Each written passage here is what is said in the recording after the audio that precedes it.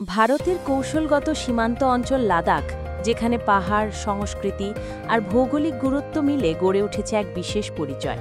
কিন্তু ২০১৯ সালে জম্মু ও কাশ্মীর থেকে আলাদা করে কেন্দ্রশাসিত অঞ্চল বানানোর পর থেকেই অস্থিরতা বাড়ছে।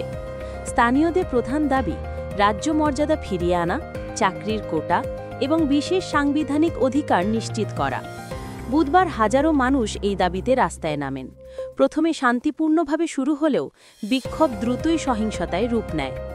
লে শহরে রাজনৈতিক দলগুলোর কার্যালয় ভাঙচুর ও অগ্নিসংযোগ ঘটে। পুলিশের সঙ্গে সংঘর্ষে অন্তত ৪ জন নিহত এবং অর্ধশতাধিক আহত হন।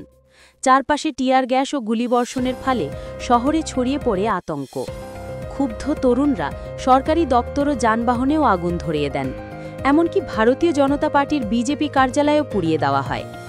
আন্দোলনে নেতৃত্ব দিচ্ছেন পরিচিত জলবায়ু ও সমাজকর্মী সোনাম ওয়াংচুক, যিনি টানা ২ সপ্তাহ অনশন পালন করেছেন। অন্যদিকে শহরের প্রশাসনিক কমিটির প্রধান থুপস্থান তোসওয়াং নিহত তরুণদের শহীদ আখ্যা দিয়ে ঘোষণা দিয়েছেন এই আন্দোলন এখন আরও শক্তভাবে চলবে। পরিস্থিতি নিয়ন্ত্রণে প্রশাসন ইতিমধ্যেই জনসমাবেশ ও উস্কানিমূলক বক্তব্যের ওপর নিষেধাজ্ঞা জারি করেছে। তবে কেন্দ্রীয় স্বরাষ্ট্র মন্ত্রণালয় জানিয়েছে আগামী ৬ অক্টোবর স্থানীয় নেতাদের সঙ্গে আলোচনায় বসা হবে। লাদাখের এই উত্তাল পরিস্থিতি দেখাচ্ছে জেনারেশন জেড বা জেনজি প্রজন্ম এখন আর নীরব দর্শক নয়। নিজেদের ভবিষ্যৎ সুরক্ষায় তারা রাজপথকেই করেছে প্রধান মঞ্চ।